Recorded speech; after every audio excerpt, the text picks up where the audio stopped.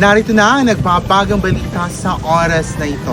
Nandito tayo ngayon sa may Barangay Barubaybay Riverside dito sa may Calviga, Western Samar, kung saan inaantabayan na natin ang mahuling kaganapan ng bagyong Tinio. Ayon niya sa Pag-asa, lumakas pa at naging ganap ng typhoon ang bagyong Tinio, na mataan niya ang huling posisyon or location ng bagyong ito 235 kilometers east ng Giwan, Eastern Samar.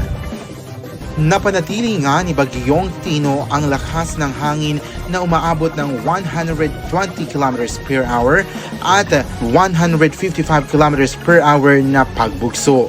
Kumikilos naman ang bagyong ito na westward sa bilis ng 25 kilometers per hour, kung saan inaasahan na ang pag-landfall sa mga sumusunod o isa sa mga sumusunod na lugar sa Central Leyte, southern part ng Eastern Samar or Dinagat Island ngayong gabi. Nakataas na ang signal number 3 sa mga lugar ng Dinagat Islands, Siargao Island at Pukas Grande. Samantala, nasa signal number 3 din naman ang southern portion ng Eastern Samar, central portion ng Cebu, southern portion ng Leyte at ang natitirang bahagi ng Surigao del Norte. Samantala, nakataas din naman ang signal number 2 sa southern portion ng Masbate, sa central portion ng Eastern Samar at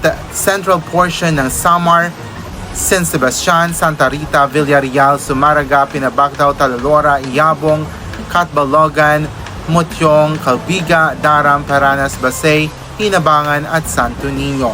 Ayun nga, kanina napansin natin na medyo mahina pa ang hangin dito sa ating kinatatayuan at may panakanakang pag-ulan na ang ating nararanasan. Kung makikita natin ang ilog ay banayad pa nga. Makikita na may pagbaha ngayong araw na ito. Kanina bumuhos nga ang malakas na ulan pero tumila din. Pero sabi pa nga ng Pag-asa ay mamaya pang alas 2 ng umaga magla-landfall si Bagyong Tinio. So talagang hini-expect natin ang malalakas na hangin na may kasamang malalakas na pag-ulan. Muli, pinapayuhan natin ang ating mga kapamilya, kapatid at kapuso na maging mapagmatsyag dahil nga posible ang mga flash flood, pagbaha or pagguho ng lupa at ang posibleng storm surge na ito.